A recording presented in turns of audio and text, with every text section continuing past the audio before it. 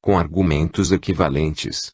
Nessa altura, Dr. Bezerra de Menezes falava não apenas ao rabino, mas a todos os presentes, trazidos para essa ocasião culminante. Esta é a sua, é a oportunidade de todos aqueles que se encontram nesta guerra sem vencedores, do mal contra o bem, da violência contra a pacificação, do ódio contra o amor. Até quando se prolongará a grande noite que os envolve?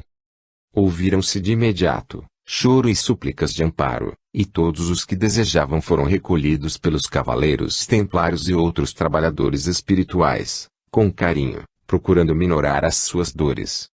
Dr. Bezerra de Menezes, tocando a fronte da médium com infinita bondade, concluiu: somente através da coragem de rever a própria situação, é que o ser encontra-se consigo mesmo, para depois encontrar-se com Deus. O irmão não está sendo julgado, nem censurado, antes estamos convidando à mudança de atitude, ao encontro com a felicidade que a todos nos aguarda. Miranda descreve que a mão do mentor, que tocava o chakra cerebral do enfermo através da médium sonambúlica, iluminou-se e os raios penetravam a organização perispiritual do comunicante, levando-o a explodir em crise de choro e lamentações. Socorro, Senhor Deus de Israel! Passou então a recitar o Salmo 106, repetindo várias vezes o versículo, louvai ao Senhor. Enquanto dizia ser muito infeliz e desgraçado. O mentor, compassivo, esclareceu que o Senhor é benigno e misericordioso e que ele não se martirizasse, continuando a louvar o Senhor. Em suas palavras finais, dominado pela emoção, o rabino Melquisedeque murmurou, que o Senhor faça deitar em verdes pastos. E perdoe-me. Por misericórdia. Petiting e Jesus o acolheram e se encarregaram de adormecê-lo e levá-lo. Após todos os demais terem sido recolhidos, a sala foi preparada para a continuação das atividades programadas, conforme narra o autor espiritual. Suave luz violácea invadiu lentamente todo o recinto que se transformara em um anfiteatro grego, a céu aberto, cercado de rosas, mirtos e angélicas em flor, produzindo uma brisa perfumada que alegrava a todos. O cenário lembrava algumas das construções da esfera onde Miranda e outros residiam. A torre de vigia permanecia guardada cuidadosamente pelos membros da ordem religiosa do passado. Na parte central do anfiteatro havia uma mesa e uma tribuna adornada com folhas de louro, representando a vitória do bem sobre o mal. Hermano, o diretor espiritual da casa em companhia do Dr. Bezerra de Menezes se posicionaram ao centro, acompanhados de equipe da qual Miranda fazia parte dos trabalhadores de diversas casas espíritas presentes. Em seguida foram chegando mais de 1000 espíritos, que lotaram as galerias, podendo notar-se, dentre eles, muitos reencarnados em desdobramento parcial pelo sono fisiológico, com seus guias espirituais. Sons de alaúdes dominaram o recinto e logo surgiu a mesma jovem que anteriormente se apresentou, novamente agora em um solo especial exaltando a grandeza de Jesus, emocionando a plateia atenta. Nessa ambiência elevada o mentor exorou a divina proteção para o trabalho daquela madrugada. Ao concluir, vimos descer as escadarias do anfiteatro algumas dezenas de espíritos de alta estirpe, que deslizavam todos com estatura maior que a de quantos ali estavam circundando a arena e irradiando claridade de grande beleza. Imediatamente, um tubo de luz foi projetado do alto e no centro dele condensou-se a figura do santo de Assis assessorado por alguns dos seus discípulos mais próximos, evocando os gloriosos dias do passado. Era um momento sublime. Com a expressão iluminada pela paz profunda que lhe era própria, São Francisco acercou-se da tribuna que recebeu um foco de luz, enunciando a seguir o texto que transcrevo integralmente, para que você que está lendo, possa usufruir dessa fantástica mensagem. Irmãos de todos os quadrantes da terra e almas grandiosas de Alcione. Seja com todos nós a paz irretocável do Senhor Jesus. Vivemos o grande momento da luta sem quartel, na qual os exércitos do Senhor e Mestre estarão equipados com os instrumentos do amor e da misericórdia, a fim de ser restaurado na terra, o reino da mansidão e da caridade para com tudo e com todos. Tem sido um grande desafio existencial a preservação do bem no ádito dos corações, especialmente quando surgem os primeiros raios de luz significando esperança de paz e de progresso real para a humanidade. As incomparáveis conquistas do conhecimento científico, embora a contribuição indiscutível em favor do processo evolutivo, não conseguiram realmente atender às íntimas necessidades do ser humano que busca a paz. Essa resulta, exclusivamente, do amor nas suas mais variadas expressões, desde aquelas que dizem respeito à própria iluminação, quanto a que se exteriorizam em favor do próximo. Isso significa renúncia, abnegação, devotamento e, sobretudo, vivência da caridade.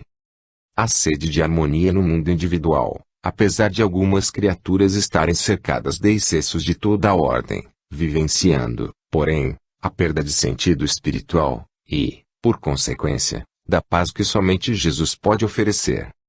Assim considerando, torna-se inevitável que se organizem cruzadas de amor em favor de todos os seres em sofrimento na Terra, ao mesmo tempo trabalhando-se pela instauração da legítima fraternidade, sem a qual será impossível a presença do equilíbrio entre as pessoas e as nações. Jesus acena-nos com a sua misericórdia, convidando-nos à luta na sua seara de sacrifícios. Ninguém espere gratificações pelo trabalho a executar o regime de seção no programa depurativo por que passa o planeta. A contribuição pessoal é valiosa em forma de dedicação ao dever e renúncia ao egoísmo destruidor, que tem sido a causa da ruína de todos aqueles que avançam inadvertidos desse perigo iminente. Enquanto luz a oportunidade de servir, que não seja postergado a ação socorrista, porquanto será sempre benéfica para aquele que a executa. Somos as filhas e os filhos do Calvário em caminhada redentora, superando as imperfeições morais que devem ser diluídas pelo esforço de autoiluminação, perseverando nas refregas contra o mal que temem predominar em a nossa natureza espiritual. Toda e qualquer expressão de amor oferecida aos irmãos viventes torna-se gota de luz em nosso caminho penumbroso, que ficará assinalado pelas nossas pegadas que rumam na direção do grande foco, que é o mestre dos desvalidos e desafortunados, sempre aguardando-nos. Não recalcitremos em relação aos testemunhos. Uma existência sem sacrifício e sem abnegação é uma viagem sem gratulação íntima ao país da fantasia, que a realidade demonstra a falta de significação. E nas altas temperaturas que os metais fazem-se maleáveis a formas novas, assim como na lapidação as gemas grosseiras transformam-se em estrelas. De igual maneira, será sempre no combate que o espírito aprimora-se, aformoseando-se e desenvolvendo a luz divina que nele jaz. Fostes, como nós outros, convidados para trabalhar na sua vinha neste momento difícil, porque estáis habilitados para o melhor combate, assessorados pela convicção da vossa imortalidade. Muito vos será pedido, porque haveis recebido muito socorro dos céus. Iluminai, portanto, a terra em desfalecimento, em angústia e treva. E após o máximo da tormenta que surgem as primeiras manifestações da bonança. Vós, amados visitantes, que já desfrutais dos júbilos conseguidos a duras penas, defrontareis com as mais covardes ciladas, a que já não estáis acostumados, experimentando grande surpresa ao verificardes os métodos primitivos que são usados pelos adversários da verdade, desejando impor às que suas mentiras e ilusões. As vossas palavras e sentimentos serão transformados em armas com que vos tentarão atingir, diminuindo-vos o ardor das refregas. Compreendei que se trata de combatentes perversos e inescrupulosos, que não têm qualquer contato com a ética nem com a dignidade. Importa-lhes vencer a qualquer preço e não superar-se internamente, a fim de conquistarem os outros corações. O seu objetivo é destrutivo, enquanto estáis acostumados somente com edificação. Vinde de outra dimensão do amor de nosso Pai. Ouvistes considerar a miséria moral do grão de areia cósmico, que é o planeta terrestre e, compadecidos da nossa inferioridade, de nós todos, os seus habitantes e filhos temporários, oferecestes-vos para contribuir com vosso sacrifício em favor da sua ascensão na escala evolutiva dos mundos. Sede bem-vindos, irmãos da misericórdia e da solidariedade. Nós vos saudamos e agradecemos ao excelso Criador a imerecida caridade para conosco. Erguei-nos do caos moral em que ainda nos encontramos às culmeadas da verdadeira plenitude. Auguramos-vos todo o êxito sob as bênçãos de Jesus, o incomparável construtor da escola terrestre. Que a serena paz defluente da justiça e do amor sem jaça, permaneça com todos nós. Com especial ternura e afeto, o vosso irmão Francisco. Ao silenciar, diz Miranda, podíamos ouvir o pulsar da natureza em festa e a sinfonia emocionante da gratidão que vibrava em todos nós, os espíritos terrestres e os abençoados visitantes de Alcione. Dr. Bezerra encerrou a reunião com vibrante oração, que nos conduziu à perfeita comunhão com o pensamento de Jesus. O anjo de Assis e seus acompanhantes retornaram ao túbio de luz, volvendo a esfera superior na qual habitam. Logo mais, finaliza o autor espiritual, seriam iniciados novos labores. Capítulo 16. Durante a grande transição planetária.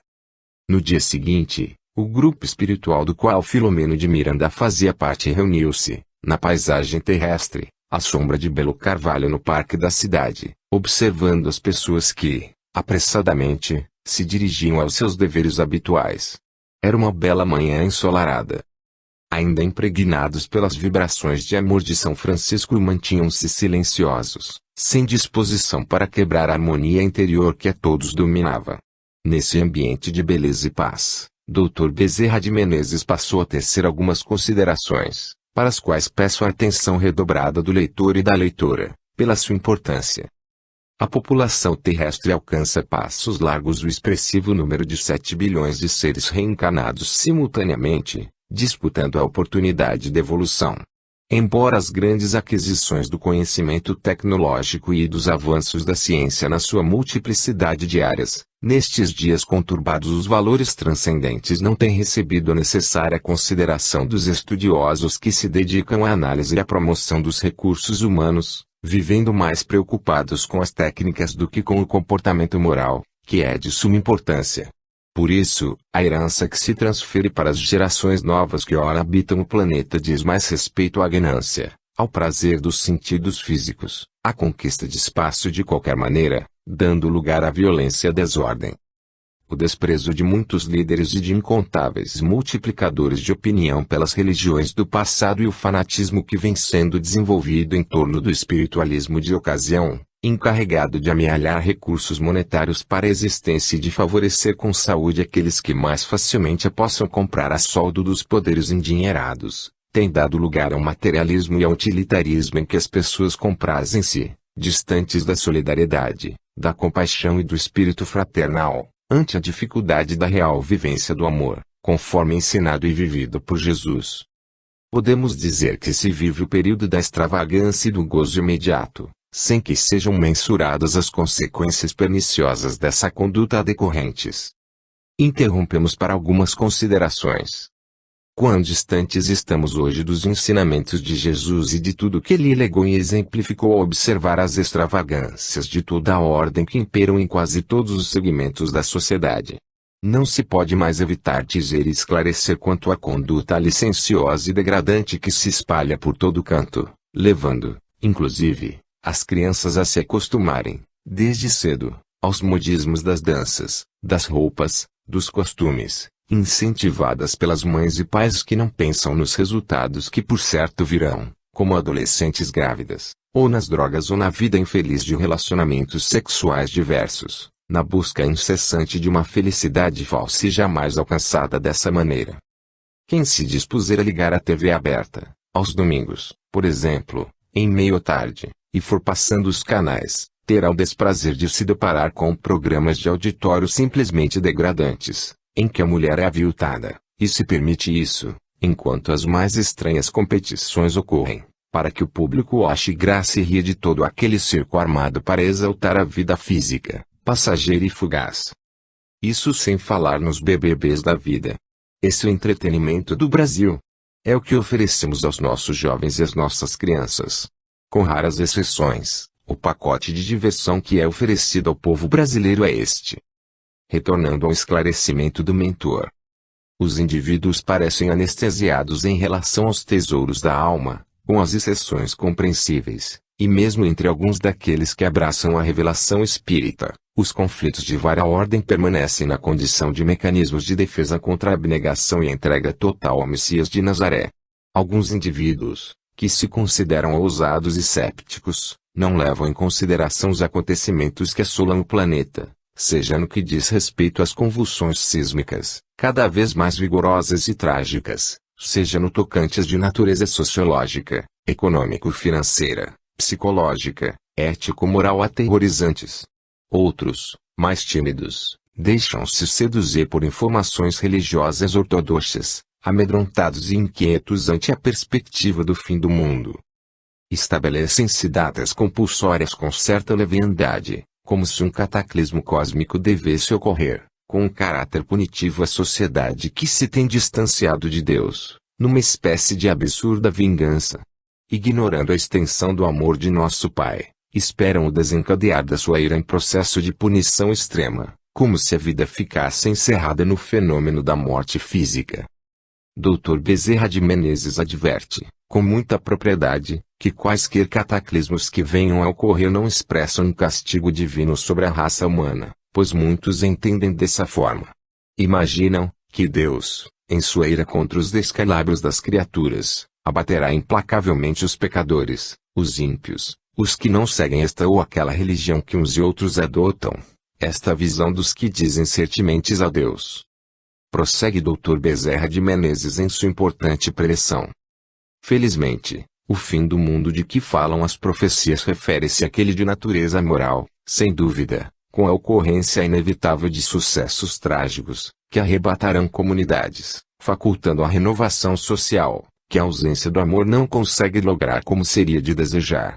Esses fenômenos não se encontram programados para tal ou qual período, num fatalismo aterrador, mas para um largo período de transformações, adaptações, acontecimentos favoráveis à vigência da ordem e da solidariedade entre todos os seres. Pausa para lembrar o trecho de O Evangelho segundo o Espiritismo, Feb. 2004, capítulo 20, it. 4. Não escutais já o ruído da tempestade que há de arrebatar o velho mundo e abismar no nada ao conjunto das iniquidades terrenas. Ah! Bendizei o Senhor, vós que haveis posto a vossa fé na sua soberana justiça e que, novos apóstolos da crença revelada pelas proféticas vozes superiores, e despregar o novo dogma da reencarnação e da elevação dos espíritos, conforme tenham cumprido, bem ou mal, suas missões e suportado suas provas terrestres. Prosseguindo com Dr. Bezerra de Menezes. E compreensível, portanto, que a ocorrência mais grave esteja, de certo modo, a depender do livre-arbítrio das próprias criaturas humanas, cuja conduta poderá apressar ou retardar, ou mesmo modificar, a sua constituição, suavizando-a ou agravando-a.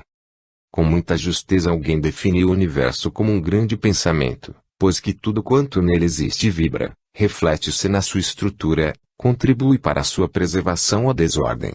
Qualquer definição de período torna-se temerária, em razão dos acontecimentos de cada dia, responsáveis pelas funestas ocorrências. Se as mentes humanas, ao invés do cultivo do egoísmo, da insensatez, da perversidade, emitirem ondas de bondade e de compaixão, de amor e de misericórdia, certamente alterar-se-ão os fenômenos programados para a grande mudança que já se vem operando. Reflexão oportuna sobre os parágrafos acima. Wallace Lima, em seu livro Princípios Quânticos no Cotidiano, reporta-se ao filme Quem Somos Nós, que relata a experiência em Washington, D.C., considerada a capital mundial do crime, no verão de 1998, quando um grupo de 4.000 pessoas de diversas partes do mundo se reuniram e meditaram juntas com a intenção de diminuir a criminalidade em 25%. O comissário da cidade comentou que seria mais fácil chover no verão. No entanto, com a ajuda do FBI, e baseado em diversos eventos realizados anteriormente que comprovaram a eficácia de tal prática, a criminalidade veio a cair dentro do esperado, comprovando o enorme potencial disponível que a humanidade dispõe para a sua transformação.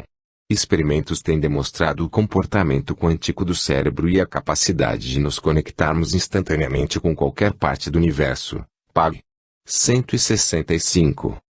Com relação à referência acima, do mentor Dr. Bezerra de Menezes de que alguém definiu o universo como um grande pensamento, Wallace Lima menciona que os trabalhos dos biólogos James Lovelock e Lynn Margulis sobre a teoria de Gaia apontam o comportamento do planeta Terra como um grande ser vivo auto-organizável, portanto agindo como uma grande mente. Alguns físicos têm também chegado à conclusão que o universo se apresenta mais como uma grande mente, a mente cósmica. São importantes essas novas ideias e constatações dos físicos quânticos, pois se aproximam, significativamente, do que o Espiritismo esclarece, de acordo com o que podemos ver em André Luiz, quando afirma na obra Mecanismos da Mediunidade, Feb. 1960, nos fundamentos da criação vibra o pensamento imensurável do Criador e sobre esse plasma divino vibra o pensamento mensurável da criatura, a constituir-se no vasto oceano de força mental em que os poderes do espírito se manifestam. Continua o mentor. As mais vigorosas convulsões planetárias tornam-se necessárias para que haja alteração para melhor no clima, na estabilidade relativa das grandes placas tectônicas, nas organizações sociais e comunitárias, com os recursos agrários e alimentícios naturais para manter no futuro as populações não mais esfaimadas nem miseráveis, como ocorre na atualidade. Compreendendo-se a transitoriedade da experiência física, a psicosfera do planeta será muito diferente, porque as emissões do pensamento alterarão as faixas vibratórias atuais que contribuirão para a harmonia de todos, para o aproveitamento do tempo disponível, em preparação jubilosa para o enfrentamento da mudança que terá lugar para muitos mediante a desencarnação que os levará para outro campo da realidade. O amor de nosso Pai e a ternura de Jesus para com o seu rebanho diminuirão a gravidade dos acontecimentos, mediante também a compaixão e a misericórdia, embora a severidade da lei de progresso. Todos nos encontramos, desencarnados e encarnados, comprometidos com o programa da transição planetária para melhor. Por essa razão, todos devemos empenhar-nos no trabalho de transformação moral interior, envolvendo-nos em luz, de modo que nenhuma treva possa causar-nos transtorno ou levar-nos a dificultar a marcha da evolução. Certamente, os espíritos ainda fixados nas paixões degradantes, em razão do seu primitivismo, sintonizarão com outras ondas vibratórias próprias a mundos inferiores, para eles transferindo-se por sintonia, onde se tornarão trabalhadores positivos pelos recursos que já possuem em relação a essas regiões mais atrasadas nas quais aprenderão as lições da humildade e do bem proceder. Tudo se encadeia nas leis divinas, nunca faltando recursos superiores para o desenvolvimento moral do espírito. Nesse imenso processo de transformação molecular até o instante da angelitude, há meios propiciatórios para o crescimento intelecto-moral, sem as graves injunções punitivas, nem os lamentáveis privilégios para alguns em detrimento de outros. Nesse sentido, as comunicações espirituais através da mediunidade representam uma valiosa contribuição aos viajantes carnais, por demonstrar-lhes a imortalidade, a justiça divina, os mecanismos de valorização da experiência na reencarnação e o imenso significado de cada momento existencial. Ser-nos é mais fácil estimulá-los ao aprendizado pelo amor do que através dos impositivos do sofrimento, convidando-os à reflexão e ao labor da caridade fraternal com que se enriquecerão, preparando-se para a libertação inevitável pela desencarnação, quando ocorrer. Louvar e agradecer ao Senhor do Universo pela glória da vida que nos é concedida e suplicar-lhe auxílio para sermos fiéis aos postulados do pensamento de Jesus, nosso mestre e guia, constituem deveres nossos em todos os momentos. Desse modo, os médiuns devotados, os divulgadores do bem em todas as esferas sociais, experimentarão o aguilhão da dificuldade, sofrerão a podo e incompreensão desenfreada que têm sido preservados pela invigilância. Não seja de surpreender que os melhores sentimentos de todos aqueles que porfiam com Jesus sejam deturpados e transformados em instrumento de aflição para eles próprios. O amor, quando autêntico, dá testemunho da sua fidelidade. Nos dias atuais, os cristãos legítimos ainda constituem reduzido grupo, fazendo lembrar o período das rudes provações durante os 3 primeiros séculos de divulgação da mensagem de Jesus no Império Romano. Todos serão chamados ao sacrifício, de alguma forma, a fim de demonstrarem a excelência dos conteúdos evangélicos, considerando-se, por um lado, as injunções pessoais que exigem reparação e a fidelidade que pede confirmação pelo exemplo. Que se não estranhem as dificuldades que se apresentam inesperadamente, causando, não poucas vezes, surpresa e angústia. Toda adesão ao bem produz uma reação equivalente, que se faz superada pelo espírito de abnegação. Todos admiramos e emocionamos-nos quando tomamos conhecimento da grandeza dos mártires do passado, nada obstante, quando convocados ao prosseguimento do testemunho, nem sempre nos comportamos como seria de desejar. Por isso, O refúgio da oração apresenta-se como um lugar seguro para reabastecer as forças e prosseguir com alegria. Palavras sábias estas do generoso benfeitor, que nos alerta para os testemunhos que surgem no caminho dos que se candidatam a servir na seara do Mestre. O sacrifício existe, aquele que advém, como ele mesmo diz, da fidelidade que pede confirmação pelo exemplo.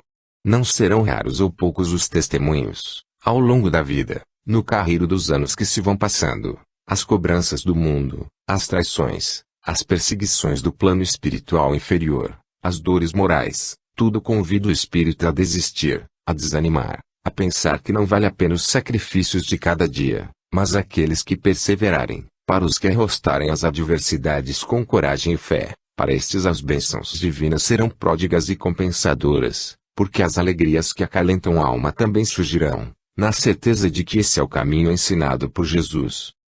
Joana de Ângeles, a benfeitora de todos nós, no final do capítulo 24 de seu livro Após a Tempestade, leciona: as muitas aflições chamarão em breve o homem para as realidades nobres da vida. Não nos permitamos dúvidas, faça a vitória da dissolução dos costumes ou diante da licenciosidade enlouquecedora. Quem fizesse o confronto entre Cristo e César, naquela tarde inesquecível, veria no último o triunfador. No entanto, era Jesus, o rei, que retomava a glória solar, enquanto o outro, logo mais desceria ao túmulo, confundindo-se na perturbação. Os valores que passam, apenas transitam. Não nos fascinemos com eles nem os persigamos. Nossas são a taça de fel, a pedrada, a difamação, quiçá a cruz. Não será fácil. Nada é fácil. O fácil de hoje foi o difícil de ontem, será o complexo de amanhã. Quanto adiemos agora, aparecerá, depois, complicado, sob o acúmulo de juros que se capitalizam ao valor não resgatado. Aclimatados à atmosfera do Evangelho, respiremos o ideal da crença. E unidos uns aos outros, entre os encanados e com os desencanados, sigamos. Jesus espera, avancemos. Prossegue o mentor. As entidades que se comprazem na volúpia da vampirização das energias dos encanados distraídos e insensatos, voltam-se, naturalmente, contra os emissários de Jesus onde se encontrem, gerando conflitos em sua volta e agredindo-os com ferocidade. Ao invés da tristeza e do desencanto que sempre tomam o lutador, ele deve voltar-se para a alegria do serviço, agradecendo aos seus a oportunidade auto-iluminativa, sem que nisso ocorra qualquer expressão de masoquismo. Sem dúvida, numa fase de grandes mudanças, conforme vem sucedendo, as dores sempre se apresentam mais expressivas e volumosas, porque os velhos hábitos devem ceder lugar às novas injunções do progresso. É natural, portanto, que as forças geradoras da anarquia e do desar, sentindo-se combatidas em todas as fronteiras, invistam com os mecanismos de que dispõem, buscando manter as condições em que se expressam. É compreensível, portanto, que todos aqueles que se devotam aos valores humanos que dignificam, sejam considerados inimigos que devem ser combatidos. Desse modo, constitui-nos uma honra qualquer sofrimento por amor ao ideal da verdade, a construção do mundo novo.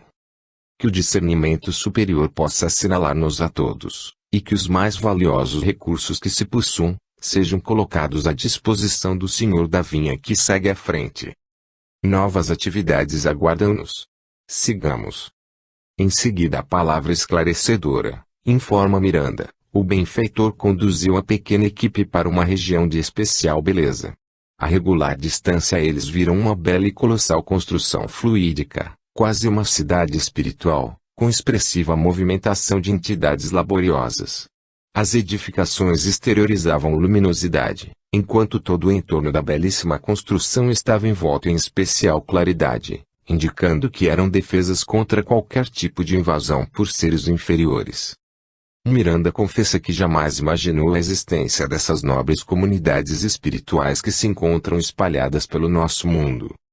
Ante a surpresa geral, ele explica tratar-se de uma comunidade reservada à preparação dos irmãos de Alcione, que se candidataram à reencarnação na Terra, denominada Santuário da Esperança. Devido ao estágio vibratório de esfera de onde procedem, necessitam eles de algumas adaptações perispirituais compatíveis com as condições terrestres, assim também de se adaptar, igualmente, a psicosfera do nosso planeta. Além disso, submetem-se a procedimentos especiais, de modo que a sua adaptação ao novo corpo que deverão modelar seja menos penosa, compreendendo-se que na esfera onde vivem não há mais dores e enfermidades que são comuns em nosso orbe. O benfeitor ainda ressaltou que esse voluntariado de amor é, sobretudo, sacrificial, porque é muito gratificante a ascensão aos planos superiores da vida, enquanto que a descida às furnas provacionais constitui verdadeiro desafio. Assim, nessa linha de raciocínio, pode-se ter uma pálida ideia do que significou a descida de Jesus, dos altíssimos planos espirituais de inigualáveis magnificências, para mergulhar nas densas e espessas trevas do nosso planeta. Ele sempre se retirava, em certos momentos, para ficar a sós, a fim de manter a sintonia com o Pai, a fim de orar e meditar. Dr. Bezerra de Menezes fez ainda algumas considerações e, logo em seguida, eles iniciaram a visitação ao Santuário da Esperança. No pórtico de entrada eram aguardados por um espírito nobre que os recebeu com jovialidade e ternura. O mentor apresentou-os sem articular a palavra oral e, sim pelo pensamento. Miranda deslumbrou-se, pois muitas vezes, quando na Terra, perguntava-se como seriam as comunicações nas esferas superiores da vida e naquele momento estava vivenciando essa experiência.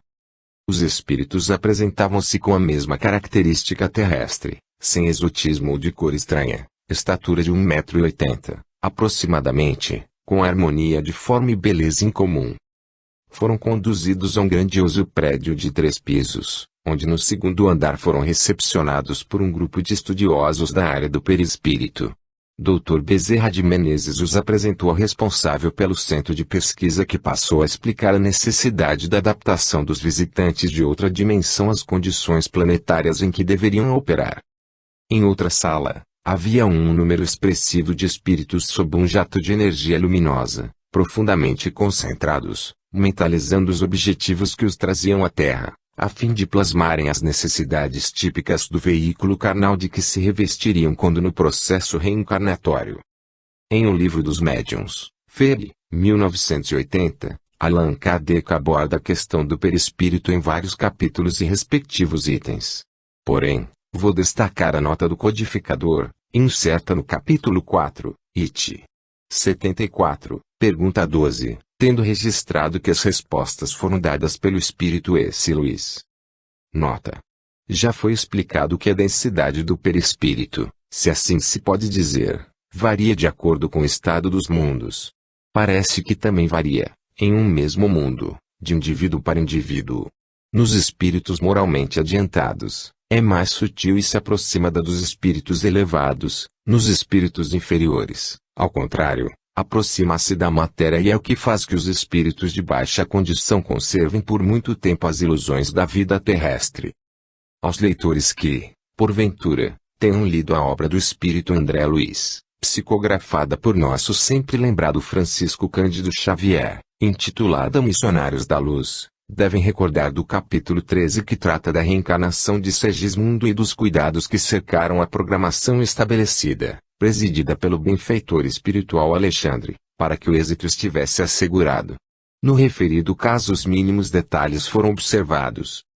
Agora vamos transpor para a programação dos irmãos que estão descendo das alturas de uma estrela, da magnitude de Alcione, para o nosso planeta, cuja psicosfera se apresenta densa e de baixo teor vibratório. Quão cuidadosas devem ser as providências que teriam, por certo, sido programadas muito antes para minimizar os efeitos danosos que poderiam prejudicar o bom êxito do magno projeto da transição planetária. Portanto, o que Miranda e seus companheiros assistem é parte dessas providências espirituais, talvez não de todo reveladas ou franqueadas para nosso entendimento. Prosseguindo em seu relato, o autor espiritual acrescenta que aquela operação delicada de remodelagem perispiritual facultava ao espírito o retorno psíquico ao período em que as reencarnações eram-lhes penosas, e, portanto, imprimiam nos tecidos delicados da sua estrutura as necessidades evolutivas. Atenção especial para esse trecho acima, quando é mencionado que no passado esses espíritos elevados, que estão colaborando com o processo de regeneração do nosso orbe, tiveram, como nós outros, a mesma caminhada evolutiva. por meio da beira das reencarnações experimentaram semelhantes necessidades e estagiaram nas faixas inferiores da escalada evolutiva. O exemplo desses queridos irmãos nos estimulam a seguir-lhes os passos, pois a cada um o galardão que fez por merecer, no reino dos céus. Por fim, uma explicação também muito interessante, que nos remete a essa lógica inquestionável, que a terceira revelação propicia ao ser humano, conforme nosso Miranda, porque ao tempo em que acontecia a adaptação perispirítica também eram transmitidas, por delicados aparelhos acoplados à cabeça, notícias do cotidiano terrestre, objetivando facilitar-lhes o trânsito com os demais membros da grande família humana em que se localizariam. Oh! Que providência digna da grande sabedoria desses orientadores superiores que vieram das alturas siderais! Eu os admiro e sei que você que lê também ficará maravilhado. Dr. Bezerra de Menezes, que certamente estava familiarizado com todo aquele trabalho, exteriorizava ondas de bem-estar e alegria, falando-nos, mentalmente, como era lei de domínio geral, da terra do amanhã, quando as dores bateriam em retirada, e as criaturas voltadas para o bem pudessem fluir as dádivas da harmonia. O benfeitor agradeceu em nome de todos a deferência dos bondosos amigos, despedindo-se profundamente gratos. Enquanto retornavam, Dr. Bezerra de Menezes explicou que os engenheiros de Alcione criaram os pousos onde ficariam aqueles que deveriam reencarnar, para depois poderem transitar na psicosfera terrestre, participando dos labores espirituais. Miranda completa asseverando que verdadeiras vias de comunicação entre a bela estrela e a Terra haviam sido abertas, vencendo as colossais distâncias, a fim de que o intercâmbio se fizesse com segurança, utilizando-se recursos específicos de volição. Capítulo 17. Últimas atividades. As atividades eram contínuas, informa Miranda, inúmeros sofredores acorriam, buscando auxílio na sociedade em que estavam hospedados. Rapidamente, porém, anunciava-se a hora do retorno. Muitos serviços foram executados naqueles dias com visitas a diversas instituições espíritas que sofreram os assédios perniciosos do perseguidor, recolhido, naquele momento para tratamento, conforme ficou registrado em capítulo anterior, embora algumas ainda permaneçam, segundo o autor, sob o guante de sofrimentos, o que demoraria algum tempo de experiências aflitivas para a necessária recuperação. Comenta Miranda que, quando se não ouve e não se segue a diretriz do amor, o sofrimento se apresenta como o grande mestre que corrige e orienta, lapida a brutalidade diamantina fazendo surgir a estrela fulgurante, e, mesmo prolongando-se no tempo, termina por produzir os resultados benéficos que todos desejamos. Fazendo um balanço das atividades, ele relaciona que o Centro Espírita Amor e Caridade havia se recomposto. O irmão Anacleto, por sua vez, despertou para a realidade dos seus deveres, voltando a ser o dedicado trabalhador de antes, deixando a lição preciosa de que ninguém está livre dos assédios perversos das trevas e das quedas abissais no erro, mantendo-se, pois a vigilância e a prece, constantemente. A jovem Martina havia encontrado o rumo da iluminação interior e cuidava da gestação com amor. O programa relacionado com os trabalhadores de Alcione, que se ofereceram para contribuir com o sublime labor da transição planetária, tinha continuidade segura. Assim, na penúltima noite em que eles se encontravam na atividade especial, o benfeitor anunciou que desejava visitar um dos lugares mais sombrios da cidade. Passamos-lhe a palavra. Vivemos, explicou-nos, no mundo, o período da drogadição, evocando a figura simbólica de um dos 4 cavaleiros do Apocalipse de João, sendo que as crianças e os jovens são as vítimas inermes mais prejudicadas, embora a epidemia alcance todos os níveis de idade e segmentos sociais. Punge-nos os sentimentos a situação deplorável dos viciados, que se permitem a enfermidade moral que os destrói de maneira perversa e contínua.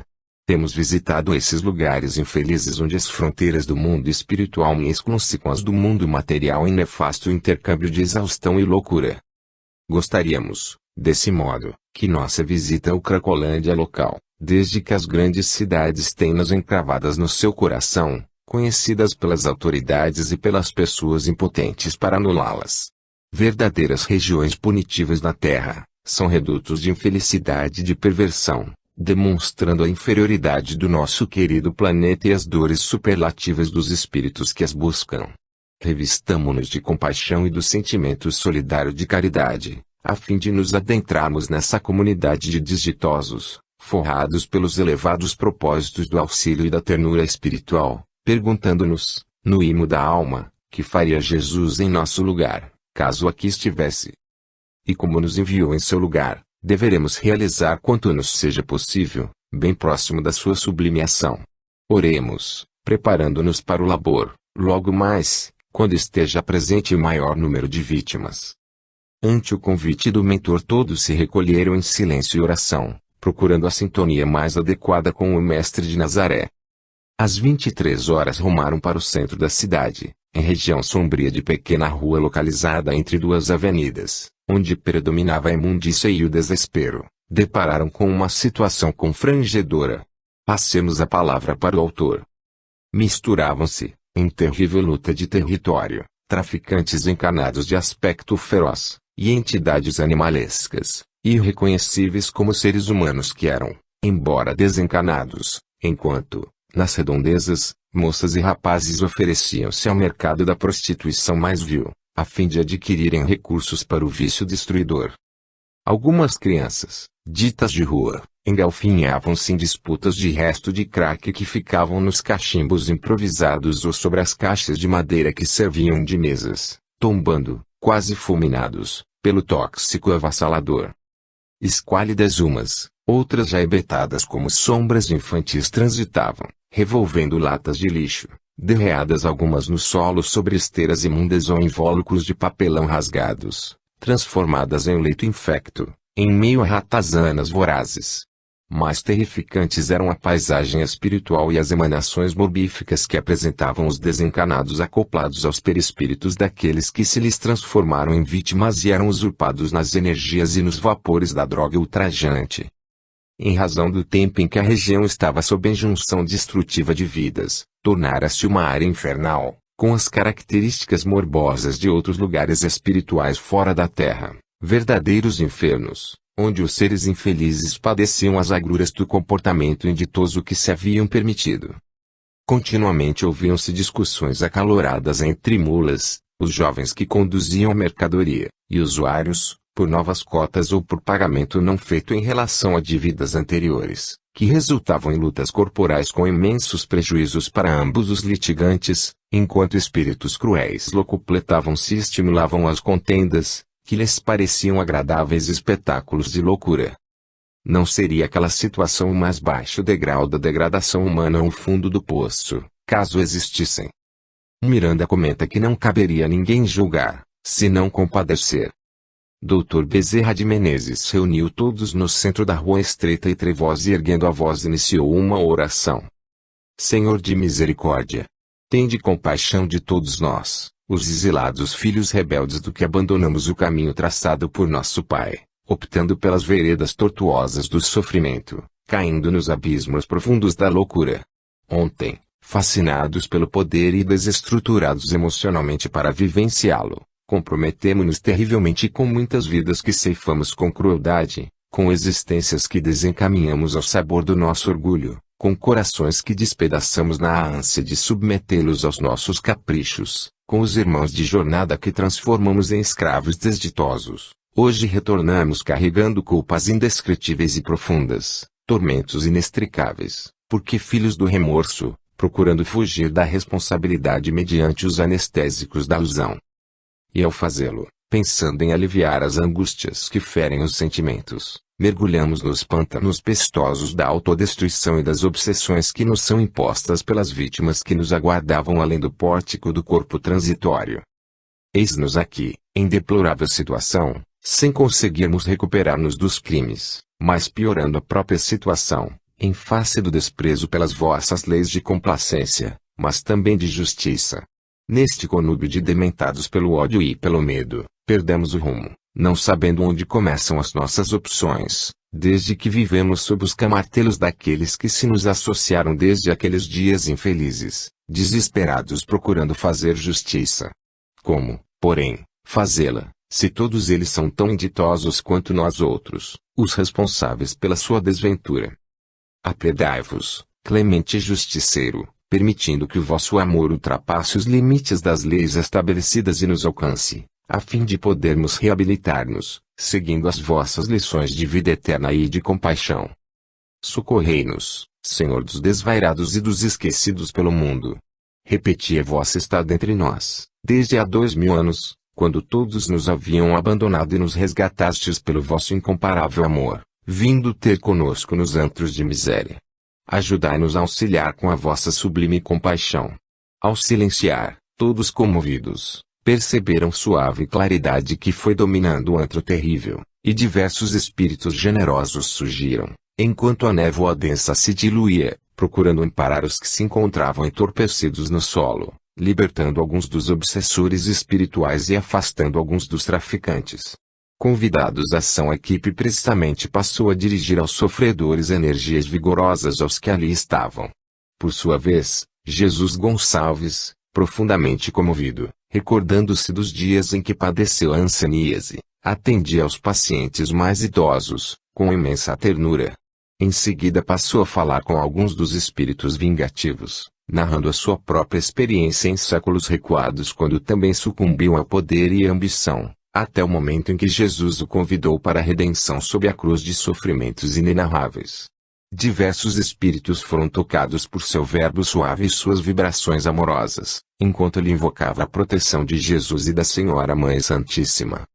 A atenção de Miranda foi despertada por um jovem de quase 20 anos de idade, que estremecia em febre, em convulsões, e o mentor lhe transmitiu psiquicamente que era o momento da sua desencarnação, em razão da tuberculose que minava suas últimas energias. De súbito ele expeliu uma golfada de sangue e logo depois começou a desencanar, vitimado por terrível hemoptise. Foi quando se aproximou uma senhora desencanada, chamando-o de filho querido. Dr. Bezerra de Menezes afastou os espíritos que desejavam extrair as últimas energias do rapaz, que passou a ser socorrido pela genitora, que sempre o visitara, sem conseguir auxiliá-lo com mais eficiência. Diante desse doloroso caso, recordei-me de um artigo que escrevi e que foi publicado na revista A Presença Espírita, relatando uma comunicação mediúnica que eu intermediei, cujo espírito comunicante havia desencarnado por overdose. A seguir transcrevo o artigo, que sintetizei. No ano de 2010, participei, pela terceira vez, com um grupo de amigos, do movimento Você e a Paz, uma vitoriosa iniciativa de Divaldo Franco e da Mansão do Caminho.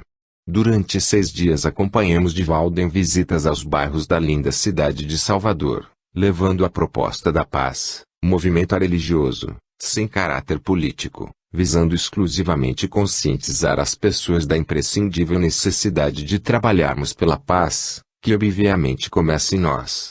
O esforço desse trabalho de Divaldo Franco merece ser ressaltado, enaltecido e, sobretudo, servir de exemplo a ser seguido por todos os que se interessam em promover a pacificação das almas, o que nos levará a uma humanidade mais harmoniosa, solidária e feliz. Assim, na noite de 17 de dezembro de 2010, sexta-feira, nós fomos em caravana, acompanhando o médium baiano ao bairro Pituba. Eram 19 horas.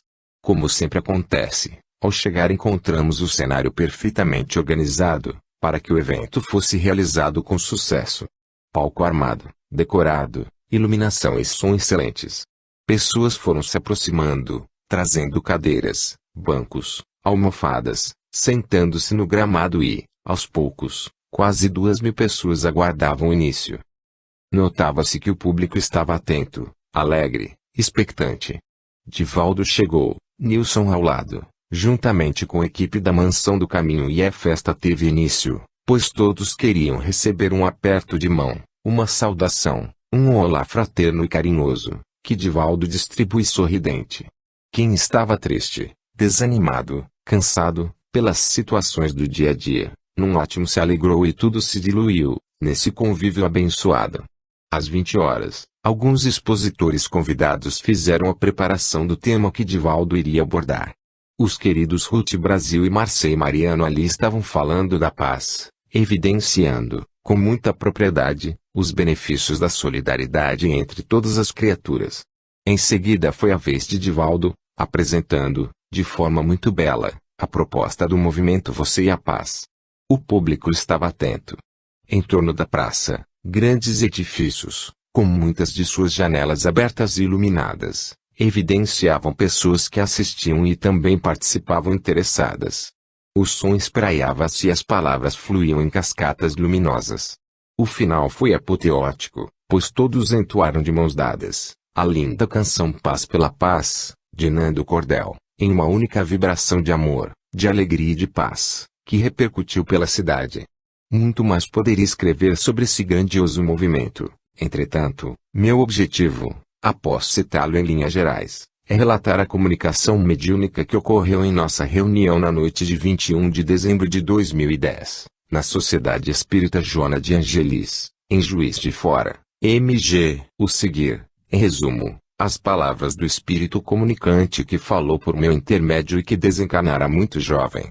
Ele começou de forma direta. Eu estava lá, assistia tudo, bem ali na praça, desde o começo. Fui com um pequeno grupo e um guia, que nos levava como aprendizado. Especialmente no meu caso, pois morei no bairro da Pituba. E foi exatamente ali, que comecei a trilhar o pior caminho que poderia escolher. Fui usuário do crack e morri por conta disso. Quase 10 anos já transcorreram. Dizer o que sofri é difícil. Eu era de família classe alta, não vivia nas ruas, estava cursando faculdade, quando resolvi fazer uma experiência, que no meu modo de pensar, seria uma vez apenas. Mas não foi assim. Fraquejei total e outras vezes foram acontecendo. Para encurtar a história, cheguei ao máximo e foi dessa forma que me transferi para este outro lado, com 22 anos apenas. O doutrinador, diante da pausa emocionada do comunicante, falou-lhe carinhosamente, procurando reconfortá-lo.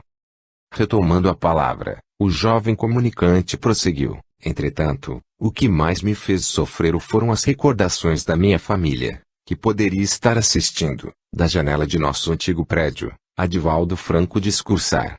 Mas se mudaram logo depois, para evitar lembranças dolorosas. E se estivessem, eu poderia estar ali, ao lado deles. Eu poderia usufruir da companhia da minha família, debruçado na janela. Mas, ai de mim, eu estava sim, ali, mas no gramado, envolto em minha tristeza, tentando recompor a minha vida. Quero corrigir o meu erro. Estou aprendendo muito, através de amigos espirituais dedicados, que me ampararam e ao meu atual grupo.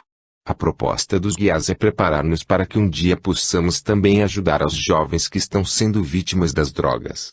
Mas por enquanto temos muito a aprender, pois junto a eles, os infelizes dependentes, iremos encontrar o outro grupo, o dos espíritos maus, que se empenham em viciá-los, instigando tanto aos traficantes quanto aos jovens e crianças a essas experiências.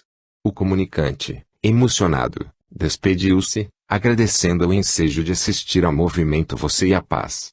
O doutrinador, então, lhe falou de Jesus, rogando ao mestre que o abençoasse. Todos os presentes, comovidos, o envolveram em vibrações de amor e de compaixão.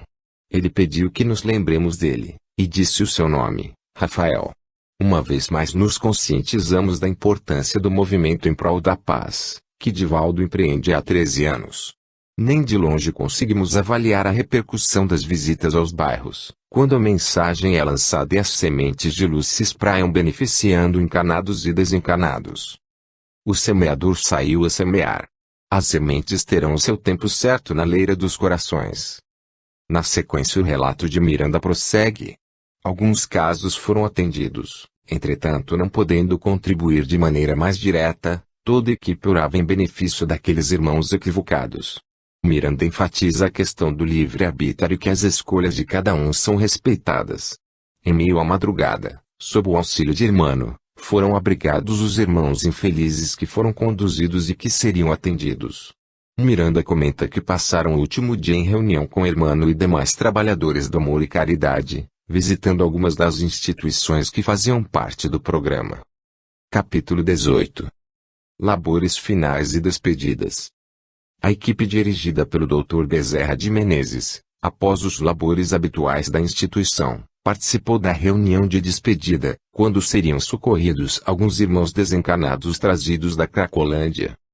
O mentor Hermano, solícito, assim também em outros trabalhos realizados, possibilitou que fossem conduzidos à sala mediúnica em parcial desprendimento pelo sono, os médiuns Celestino e Marcos, também o doutrinador Marcelo e mais alguns dos cooperadores da casa, a fim de que fossem atendidos os irmãos necessitados de socorro espiritual.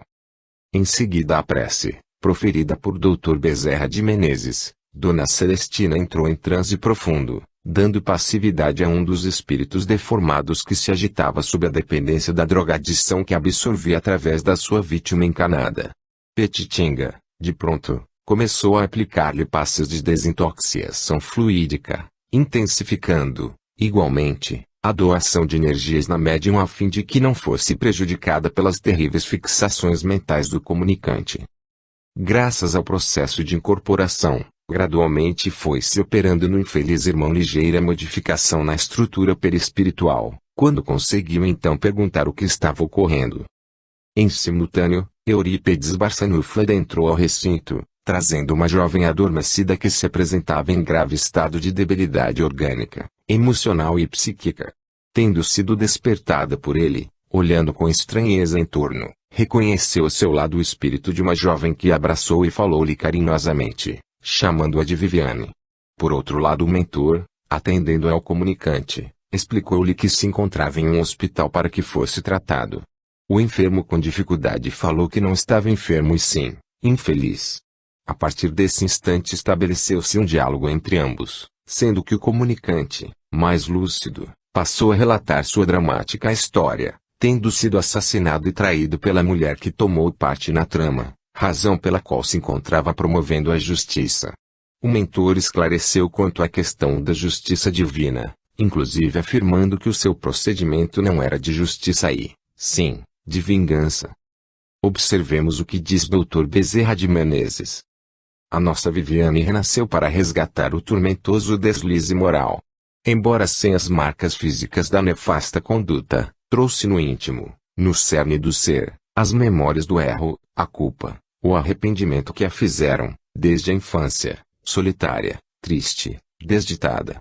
Sentindo-se amargurada, sem compreender a razão do seu infortúnio, atraiu pelo pensamento, conforme estabelecido pelas soberanas leis que, onde estiver o infrator aí se encontrará a sua vítima. Cabia-lhe compadecer-se da sua desgraça e ajudá-la na reabilitação pelas ações do bem, a fim de que pudesse emergir do caos do erro, alcançando a área da elevação moral. No entanto, deu-se o oposto. O amigo, reconhecendo-a, inspirou-lhe mágoas, mediante hipnose, nela fixando o pensamento doentio, tornando-a mais desventurada e levando-a às fugas do lar, em desconcerto emocional, empurrando-a para o antro de onde acaba de ser retirada pela misericórdia de Jesus Cristo.